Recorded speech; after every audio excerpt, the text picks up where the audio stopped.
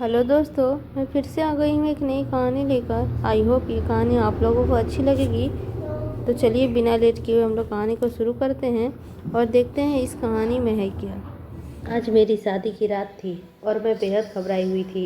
ईशान के बारे में मेरी ननद मुझे पहले ही बता चुकी थी ताकि वह बेहद रोमांटिक टाइप का नौजवान है और मेरी तस्वीर देखकर वह मेरा दीवाना हो गया है। मैं उन लड़कियों में से थी जो रोमांस में बहुत ज़्यादा पसंद करती थी। मुझे एक नॉर्मल लाइफ पसंद थी। पति का हर वक्त पत्नी के तारीफ़ें करके आगे पीछे घूमना, उसमें हर वक्त चिपके रहना मुझे बिल्कुल पसंद नहीं था। मुझे यह छिछोरेपन लगते थे। मुझे मैच्योर टाइप के लड़के पसंद थे और ईशान बिल्कुल वैसा ही था, अनमेच्योर। शादी की रात ही उसने मेरी तरफ से सीधे सीधे शब्दों के बजाय मुझे शेर व शायरी सुनानी शुरू कर दी थी। मुझे शायरी आज तक समझ में नहीं आई थी, इसीलिए उसने रोमांटिक शायरी भी मेरे सर के ऊपर से गुजर गई थी। मुझसे कहने लगा, कैसी लगी शायरी? मैंने कहा, अच्छी है। खैर, 1 साल बाद मैं ही समझ आती है कि पति उसके लिए कितनी मोहब्बत रखता है। ईशान आम मर्दों से अलग था। आम मर्दों की तरह उसमें मुझे यह भी नहीं कहा था कि मेरी माँ के आगे जवान मत चलाना। उसने हुक्म के आगे सिर झुकाए रखना, मेरी बहनों की सेवा करना, जब भी वह ससुराल से आए तो उनकी शिकायत ना करने का मौका देना, यह सब कुछ उसने नहीं कहा था। उसने तो बस अपनी मेरी बात की थी। शादी के शुरू दिन ही बहुत ही अच्छे गुजरे थे। ईशान का इशारा कि हम हनीमून के लिए मनाली, शिमला, नैनीताल और फिर कश्मीर की खूबसूरत वादियों में घूमने जा रहे हैं और लाइफ को खूब एंजॉय करेंगे। शौक़ तो मुझे भी घूमने फिरने का बहुत था, लेकिन शादी में फ़ौरन बाद ही मेरे ससुराल की तबीयत कुछ ठीक नहीं रहने के कारण मैं नहीं जा पाई। उन्होंने हमें जाने से मना कर दिया। कहने लगे, अगले महीने चले जाना। एक तो शादी पर बहुत ही खर्चा हो गया था और मेरी बीमारी भी, अस्पताल में पैसे लग रहे थे। वैसे तो इस बात को सुनकर मेरा मूड ख़राब हो जाना चाहिए था, लेकिन मैं बिल्कुल नॉर्मल थी। हाँ, ईशान का मूड बेहद ख़राब हो चुका था, क्योंकि लगा था कि कोई बात हुई। भला सब लोग शादी का फ़ौरन बाद हनीमून पर चले जाते हैं, 1 महीने बाद कौन जाता है? मैंने कहा, ईशान, कोई बात नहीं, पापा जी की तबीयत ठीक नहीं है, इसीलिए हम लोग अभी नहीं, बाद में चलेंगे। मेरे प्यार को समझने का बस एक ही काम आता था, उससे मोहब्बत भरी बातें करना। मुझे भी खैर यह सब अच्छा लगता था, लेकिन 1 ही महीने बाद मेरे ससुर का तबीयत कुछ ठीक हो नहीं रही थी और मेरा ईशान के साथ इरादा मनाली घूमने जाना था।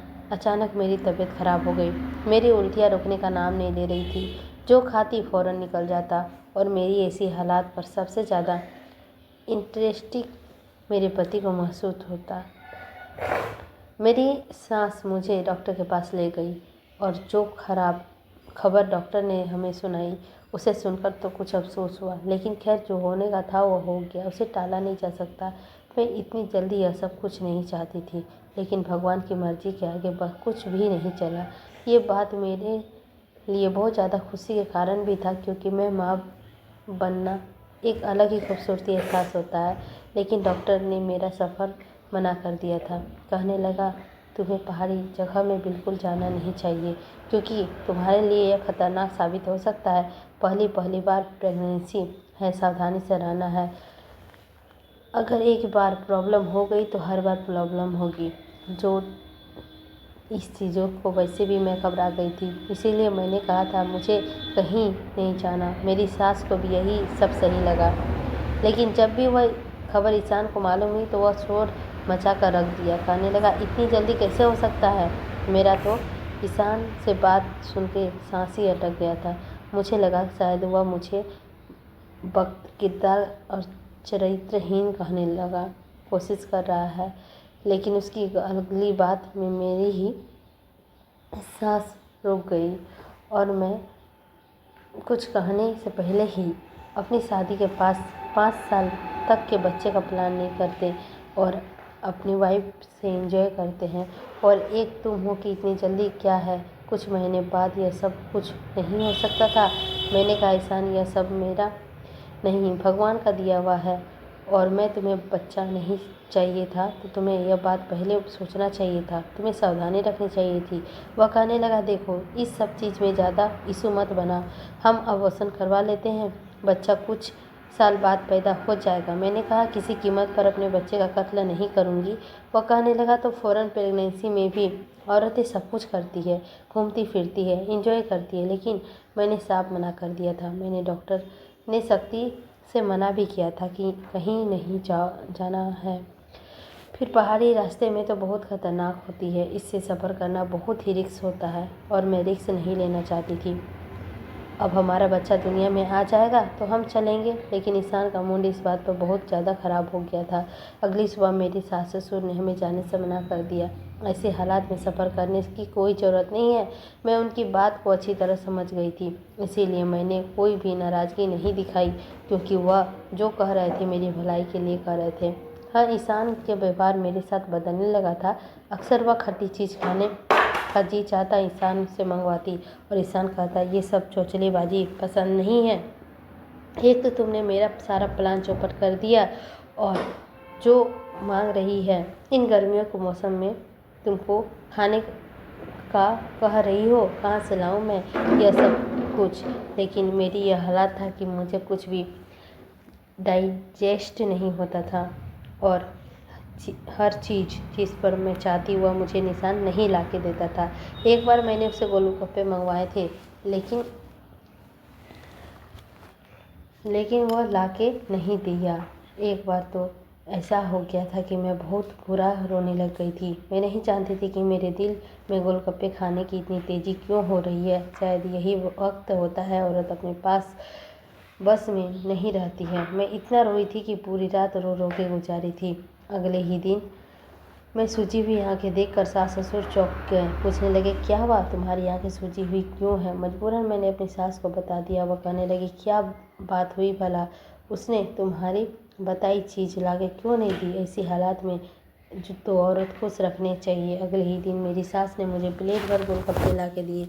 अक्सर ऐसा होता था, जब रात के वक्त मेरा जी मचलने लगता था तो निशान मेरे करीब आता और मुझे बाहों में भर लेता था। मुझे अफवाहियाँ सी आने लगती थी। मुझे ऐसे मौके परेशान किए मेरी हालत समझनी चाहिए थी, लेकिन वह इस बात से चिढ़ने लगा था कि मैं मुंह हाथ में फ़ौरन वॉशरूम से भागती थी। जैसे ही मैं वॉशरूम से बाहर आती तो सबसे पहले बुरी शक्ल मुझे बाहर आकर ईशान को देखने को मिलती। मैं बेहाल होकर बेड पर बैठ जाती, उसे कहती, प्लीज़ मुझे एक गिलास पानी पिला दो। तो बजाय मेरा एहसान करने में वो कहता, मेरा दिमाग ख़राब मत करो, सारे मूड का सत्यानाश कर देती हो। तुम्हें तो बस एक ही काम होता है, वो भी कहकर अपना कम्बल लपेट कर सो गया और बुरी तरह से हाँफ रही थी। एक तो शादी, फ़ौरन बाद में घर की जिम्मेवारियाँ और इतनी जल्दी प्रेगनेंसी। मेरी ज़िंदगी एकदम बदल चुकी थी। 1 महीने में ही क्या क्या हो गई थी और यह सब कुछ मेरे लिए नया नया था। मैंने अपनी बहती आंखों को साफ बहुत मुश्किल से उठाकर किचन में चली गई। फ्रिज का ठंडा पानी निकाला, घुट घुट पीने लगी। जैसे ही 4 महीने में मेरा शरीर में सब कुछ उभरने लगा था। जब तक यह सब मुझे पता चला तब मैं डॉक्टर के पास चली तो मैं चेकअप करवाना था। वह मुझे चीरने लगते थे, मुंह बिगाड़ने लगते थे। कहता, इस हाल में जहर खा रही हो, मुझे भी तुम्हें बाहर लेकर जाना नहीं है। लोग न जाने मुझे किन की नज़रों से देखेंगे। ऐसा करो, माँ जी के साथ चली जाओ। अपने पर्स में कुछ 1000 रुपये निकाल कर वह मेरे हाथ में दे देता। उसे मनाने की मैं बहुत कोशिश करती, इससे मेरा दिमाग दोस्त है, तुम मेरे साथ व्यवहार क्यों नहीं करते हो। अब यूं ही दिन गुजरने लगे थे। यह 9 महीने मैंने बड़ी मुश्किल से गुजारे थे, क्योंकि यह 9 महीनों में एक दिन भी ऐसा ना था कि मुझे उल्टी ना आई हो। लेकिन मेरा सफ़र का फल मेरे भगवान जी ने बहुत खूबसूरत दिया था। मैंने एक बहुत ही प्यारे से बेटे को जन्म दिया था। उस दिन तो ईशान के चेहरे पे भी मुस्कुराहट थी, जो उसने पहले से ही मेरे बेटे को बाहों में भरा था और प्यार किया था। जाहिर है, औलाद औलाद ही होता है। सब कुछ बहुत खुश थे। मेरी ननद, सास ससुर, खास कर निशान। मेरा बेटा सीजन से पैदा हुआ था, इसीलिए मुझे चलने फिरने में दिक्कत हो रही थी। पूरा दिन मेरी सास और ननद घर की नौकरानियों मेरा ख्याल रखते थे, लेकिन अगर रात को मुझे वॉशरूम जाना होता तो ईशान मेरा हाथ तक नहीं पकड़ता था। कहता था प्लीज़, मैं यह सब नहीं कर सकता। मैं बड़ी मुश्किल से बेड से उठती थी, दीवार पकड़कर सहारा लेते हुए वॉशरूम में जाती थी। फिर यह भी डर लगता था कहीं गिर ना गई हो तो मुसीबत आ जाए। अभी मैं बहुत मुश्किल से तकलीफ से सहते हुए वॉशरूम में बाहर आकर बेड पर बैठी थी। बुरी तरह पसीने में भीग चुकी थी।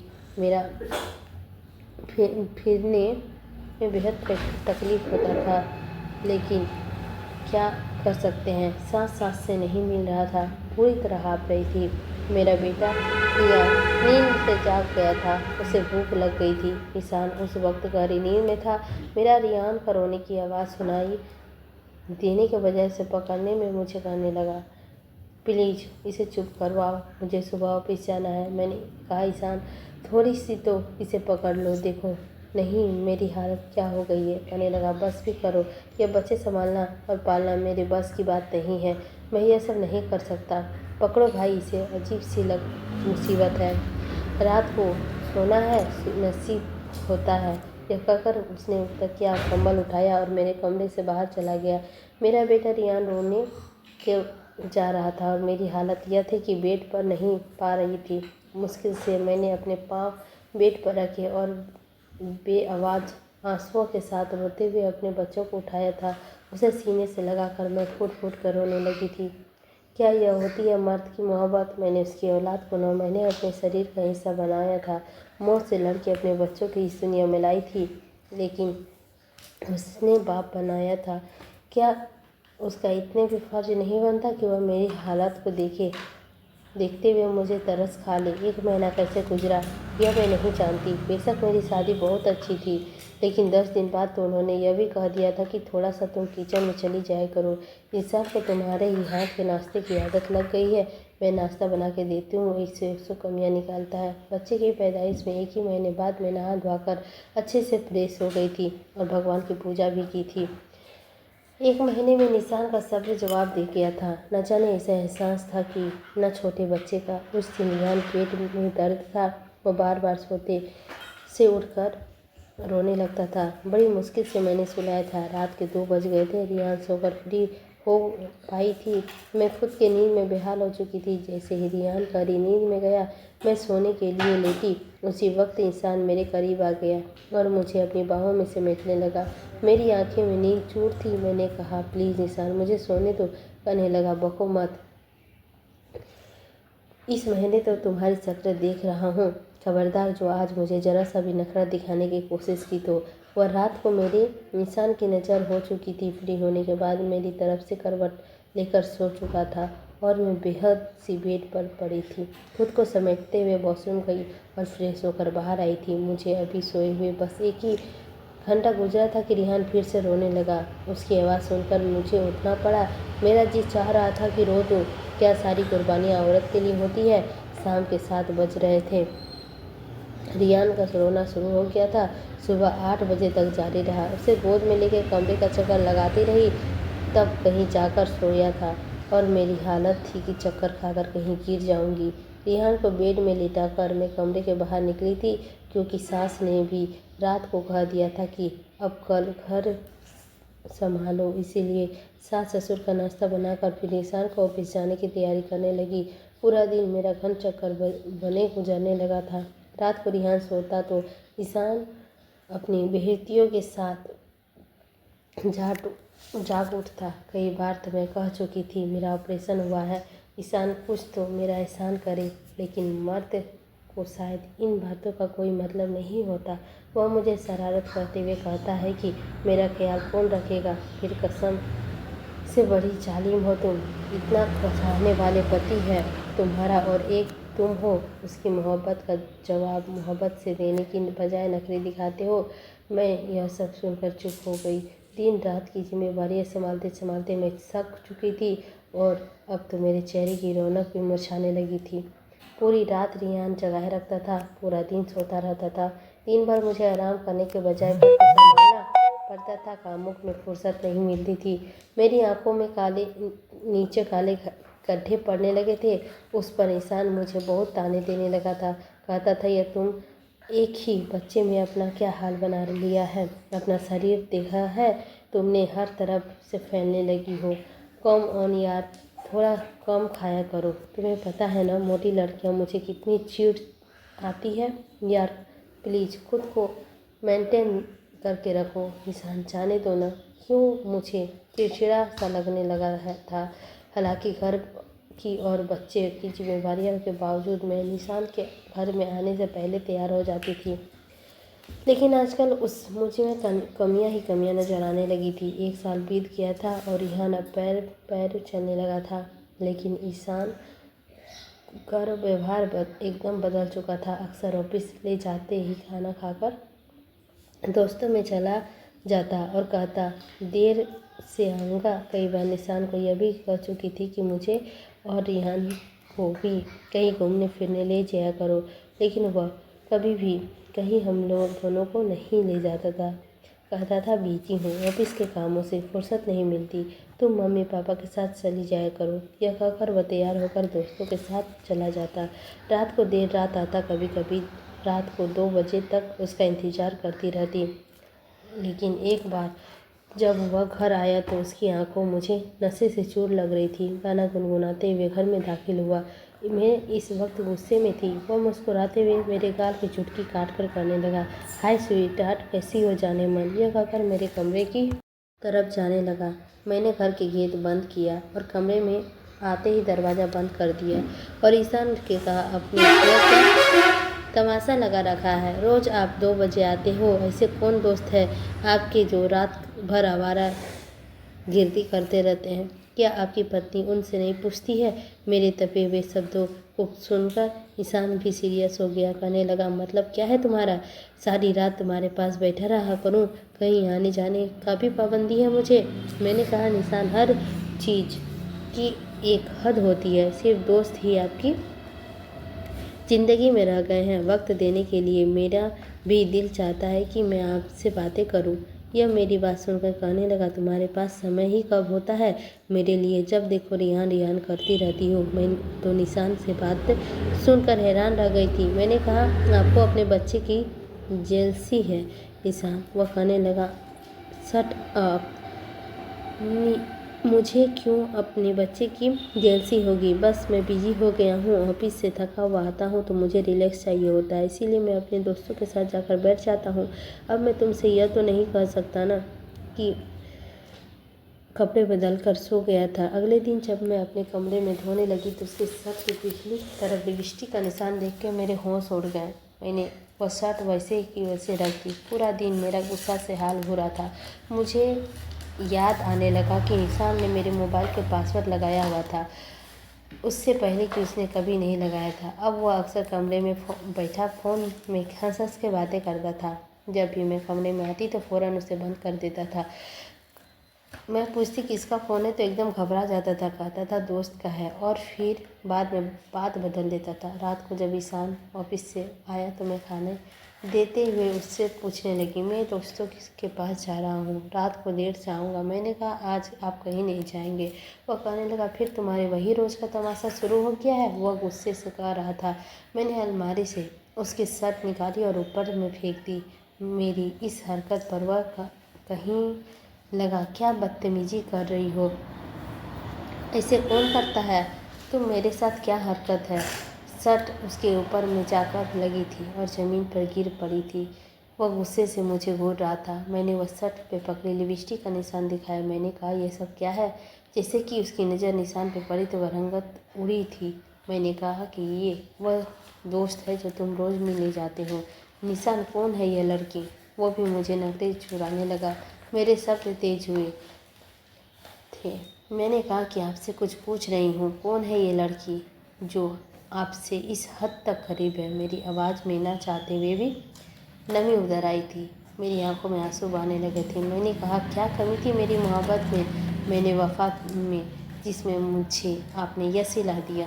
मेरी बात पर वह धंजिया मुस्कुराया था। कहने लगा, मोहब्बत। फिर मेरे पास आकर कहने लगा, कौन सी मोहब्बत है ये। तुमने मुझे, हाँ, आपने पास आने नहीं देती। 1 महीने बाद ही तुम्हें बच्चा पैदा करने का शौक़ हो गया था। मैंने उसी वक्त तुमसे कहा था कि मुझे लाइफ एंजॉय करनी है, हम खामोशी से अबॉर्शन करा सकते थे, किसी को कुछ पता भी नहीं चलता। लेकिन तुम, बच्चे को क्या 2-4 साल पैदा हो जाता, लेकिन तुम तो नहीं मानी। पाप और पुण्य का भूत सवार हो गया था कि बच्चा गिरा दो, पाप लगेगा। अगर तुम मुझसे मोहब्बत करती तो तुम मेरी बात मानती। हम नैनीताल, कश्मीर और मनाली जैसे खूबसूरत वादियों में घूम कर अपनी लाइफ एंजॉय करते। लेकिन तुम्हें तो अपनी पत्नी बनने का बहुत शौक़ है, माँ बनने का शौक़ ज़्यादा था। फिर मुझे बाजू में पकड़ कर आईने के सामने ले गया, कहने लगा, देखो खुद को क्या होलिया बना रखा है तुमने। अपना कपड़े और खूबसूरती बचाए, किचन से मसाले की बदबू आती है। रात को तुम्हारे पास आओ तो तुम रिहान को उठाकर चिंता सताती रहती हो। जल्दी सुबह उठ के मम्मी पापा का नाश्ता बनाने की चिंता सताती है। सबका परवाह है तुम्हें, बस मेरी परवाह नहीं है। और अगर मैं थोड़ी सी दिल लगी करने लगा तो आज सवाल जवाब कर रही हो। मैं तो ईशान की बातें सुन के जितना हैरान होती थी उतना ही कम था। मैंने ईशान से कहा, घर किसका है, मैं किसके घर संभाल रही हूँ, किसके माँ बाप को सुबह नाश्ता बना के देती हूँ। मुझे परवाह है अपनी औलाद को पैदा करने और पालने की। मेरे खातिर यह हाल हुआ है। मेरे चेहरे की रौनक भी ख़त्म हो गई है। मेरा फिगर ख़राब हुआ है। मैं रोने लगी। मुझ पर पागलपन सवार हो गया था। गुस्से से मैंने अपना गिरेबान पकड़कर पूरी तरह चीज खोल कर रख दिया, यहाँ तक कि उसकी शर्ट के बटन टूट चुके गए थे। मैंने कहा, घर में मेरी क्या हैसियत है? क्या मैं नौकरानी हूँ तुम्हारी, या तुम्हारी माँ बाप की, तुम्हारी बहनों की? या जब भी वो आती है मैं पूरे के पूरे टेबल सजा देती हूँ? क्या यहाँ सिर्फ मेरा बेटा है, तुम्हारा नहीं है? औलाद पैदा करने और पालने का ये हाल हुआ है। यह किसका औलाद है? मेरे चेहरे की रौनक ख़त्म हुई है, फिगर भी ख़राब हुआ है। ये सब किसके लिए हुई है? और वह रोने लगी। मुझे कुछ नहीं पता।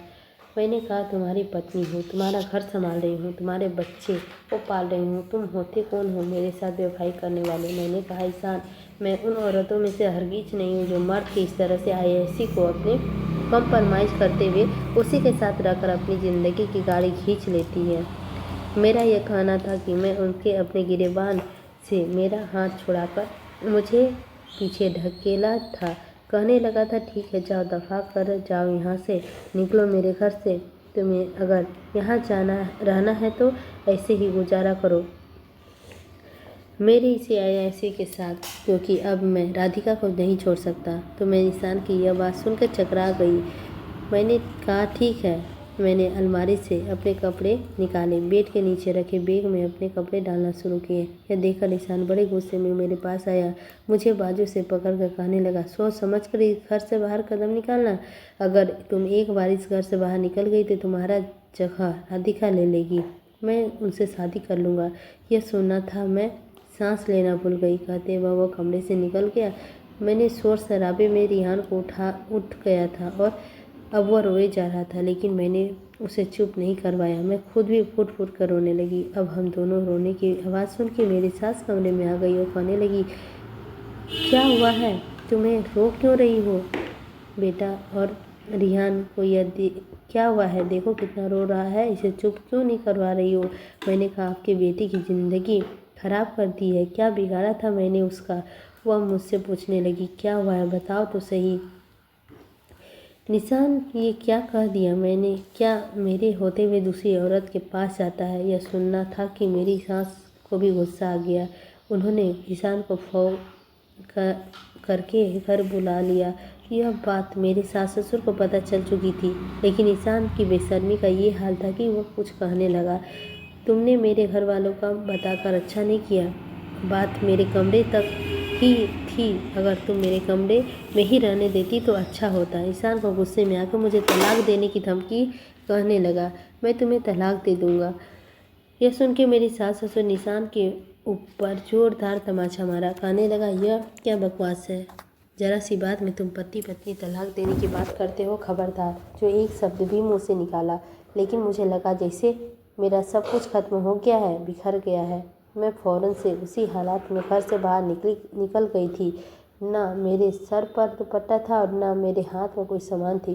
रिहान को रोते हुए तेज़ तेज़ सड़क पर की तरफ जा रही थी। जैसे ही मैं रोड पर पहुंची, मैं रिक्शा लिया और अपने घर के लिए निकल पड़ी। मुझे रात के समय रोते देख मेरी माँ बाप परेशान हुए। मेरा भाई मुझसे पूछने लगा। मैं अपने भाई के साथ लगी और रोते हुए बता दिया, इंसान मुझे तलाक की धमकी दे रहा है। यह खबर मेरे घर वालों के पर क़यामत की तरह गिरी। फिर बहुत ज़्यादा लड़ाई झगड़ा हुआ इंसान मेरे साथ, मेरे भाई के साथ। उसने कहा कि मैंने अभी सिर्फ तलाक देने की धमकी की है। अगर तुम्हारी बहन ने अपना घर बसाना है तो बोलो, सफारत से आ जाए घर में, वरना कुछ भी हो सकता है। इन दिनों तलाक के कागजात भी भेज दूंगा। उनका मेरा रिश्ता हमेशा हमेशा के लिए ख़त्म हो जाएगा। मेरा भाई ने कहा, मेरी बहन मुझ पर बोझ नहीं है। जहाँ तुमने तलाक की धमकी दी, तलाक को दे दो, हमें कोई फ़र्क नहीं पड़ता, लेकिन अब से वह तुम्हारा घर नहीं जाएगी। हर रोज़ मुझे अपने बच्चे रियान की याद सताती थी। 1 साल का ही तो था, लेकिन मैंने उसके दिल पर पत्थर रख लिया था, क्योंकि अगर उसे भी अपने साथ ले जाती, ईशान को कभी भी अपनी गलती का एहसास नहीं होता। कोई भी दूसरी औरत पहली औरत का बच्चा नहीं पालती। 15 दिन हुए थे मुझे मायके में बैठे हुए। मेरे पास सास ससुर रियान के साथ लेकर आए। रियान रोए जा रहा था। उसे देखकर मेरा दिल बुरी तरह तड़प रहा था। इससे पहले कि मैं उसकी तरफ लपकती, मेरे भाई ने मेरा हाथ पकड़कर मुझे इशारा नामे किया। वह कहने लगा, अपने कमरे में जाओ, मैं इन लोगों से बात करता हूँ। मेरी सास ससुर कहने लगी, हमारे साथ वापस चलो। क्या गलती हो गई है? निशान इस लड़की से शादी कर लेगा और तुम्हारा घर बर्बाद हो जाएगा। यह सुनकर मैंने दिल बेचैन हुआ। एक बार फिर सोचा, वापस चली जाती हूँ, मेरे बच्चे की ज़िंदगी बर्बाद हो जाएगी। लेकिन उसने पहले ही कुछ कहती। मेरा भाई पहले कहने लगा, मेरी बहन ही क्यों कुर्बानी देती है? अगर ईशान शादी कर लेता है तो करने दो, मैं भी मेरी बहन को भी दूसरी शादी करवा सकता हूँ। अपनी बेटी को कहो तलाक के कागजात भेज दे। मेरी बहन उसमें नाम पर बैठी नहीं है। मेरी सास ससुर रोने लगे और कहने लगे, इस बच्चे की ज़िंदगी बर्बाद हो जाएगी। माँ ही औलाद की खातिर कुर्बानी देती है। माँ तो ऐसे शौक़ पाल रखी लेती है, लेकिन हर वक्त गुजरने के साथ बाज ही आता है। मेरे भाई ने कहा, माफ़ कीजिए आंटी जी, लेकिन हमारे समाज में जैसे माँओं का ऐसी बात की वजह ही बेटे अपनी पत्नी की होते हुए बाहर में ऐसे गंदे शौक़ पालते हैं, क्योंकि उनकी परवरिश हम जैसे माएँ यह सोचकर कहती है कि लड़का है। अगर आप ऐसा काम शौक़ से कर लेते हो तो कोई बात नहीं, औरत सब्र करके बैठ जाएगी। लेकिन हर औरत का सब्र क्यों करे? आदमी को भी तो गलती का एहसास होना चाहिए। मेरे सास ससुर चले गए थे। मुझे अपने बच्चे के बिना ज़िंदगी उदास लगती थी, लेकिन मेरा भाई समझाने लगा, तुम सब्र करके बैठी रहो। अगर तुम यूं ही चली गई तो निशा एक के बजाय 10 औरतों से संबंध रखेगा, क्योंकि उसे लगेगा कि तुम्हारे पास दूसरा ऑप्शन नहीं है। 2 महीने गुजरने के बाद निशान मुझे लेने आया था। इत्तेफाक ऐसा था कि दरवाज़ा मैंने ही खोला था। सेव बड़ी हुई थी, आंखें भींगी हुई थी। मुझे देखकर शर्मिंदा भी हुआ था।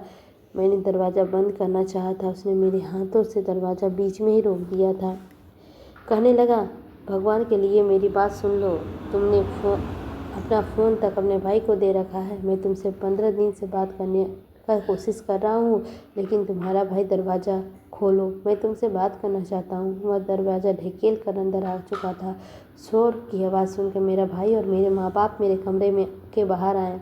दरवाजे का निशान की देखकर मेरा भाई गुस्सा आ गया। कहने लगा, यह क्या कर रहे हो और क्यों आए हो यहाँ? निशान, अपनी पत्नी को लेने आया हूँ। यह बात सुन के मेरा भाई गुस्सा से कहने लगा, वह पत्नी तुम्हारे तलाक दे चुके हों, तुमसे तलाक की धमकी दी थी ना, इसीलिए अब यह मेरी पत्नी है, मैं उसे यहाँ से ले जाऊँ, मैं पूरा हक रखता हूँ। मेरा भाई मुझसे कहने लगा, अपने कमरे में जाओ, और कमरे में जाने लगी थी, लेकिन निशान अगली ही बात सुन के मेरे कदम वहीं रुक गए। निशान कहने लगा, रिहान बहुत बीमार है और अस्पताल में एडमिट है, मेरा बच्चा मर जाएगा, भगवान के लिए चलो, नहीं तो बहुत अनर्थ हो जाएगा।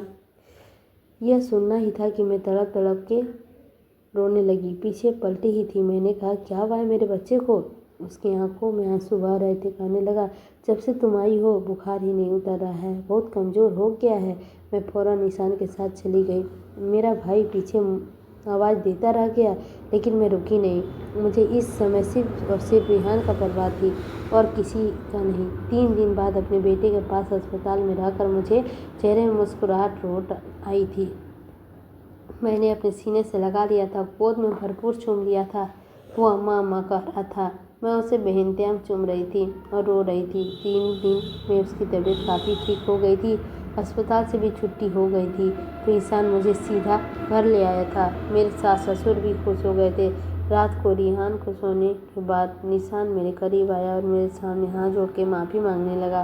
कहने लगा, मुझे माफ़ कर दो, मुझे समझ आ गया पति पत्नी ही का रिश्ता बहुत ही अच्छा होता है और पत्नी पत्नी ही होती है। यह हर दूसरे तीसरे लड़की का दोस्ती करने वाली लड़कियां कभी घर नहीं बसा सकती। उन्हें सिर्फ पैसा और ऐसी से प्यारी होती है। मैं तुमसे वादा करता हूँ आगे कभी भी तुम्हारे साथ बेईमानी नहीं करूँगा। मैंने कहा, सिर्फ अपने बेटे के लिए वापस आई हूँ, इंसान आपके लिए नहीं। मेरी बात सुनकर वह बेचैन हो उठा। कहने लगा, जानता हूँ तुम मुझसे बहुत नाराज़ हो, तुम्हें होना भी चाहिए, लेकिन मुझे हर हाल में तुम्हारा साथ चाहिए। मैं अब तुम्हारे बिना नहीं रह सकता। मुझे अपनी गलती का एहसास हुआ है और मैं इस गलती का पश्चाताप करने में तैयार हूँ। एक बार मेरी बात पर विश्वास करके देखो, मैं तुम्हारी ज़िंदगी में सारी खुशियाँ दे दूँगा और प्लीज़ इनकार मत करना। ईशान की इन सब बातों में मुझे बेचैन कर दिया था। मैंने कोई जवाब नहीं दिया, लेकिन मेरे दिल में उसके लिए मोहब्बत नहीं रही थी जो पहले कभी हुआ करती थी। ईशान मेरे पहले प्यार से ज़्यादा ख्याल रखता था, लेकिन बदले में मैं उसे प्यार नहीं दे पाती थी जिनकी वह उम्मीद लगाए हुए था। पति पत्नी का रिश्ता ऐसा होता है, किसी शीशे की तरह, एक बार दरार आ जाए तो पहले जैसी मजबूती नहीं रहती है। तो मेरी खामोशी ईशान को खलने लगी थी। बार बार कहता, तुम पहले जैसी नहीं हो, लेकिन मैं जवाब नहीं दे पाती थी। क्यों मर्द नहीं समझता है कि वह कुछ भी कर ले, पति पत्नी हमेशा माफ़ करने पहले मोहब्बत देती रहेगी? ऐसा नहीं होता।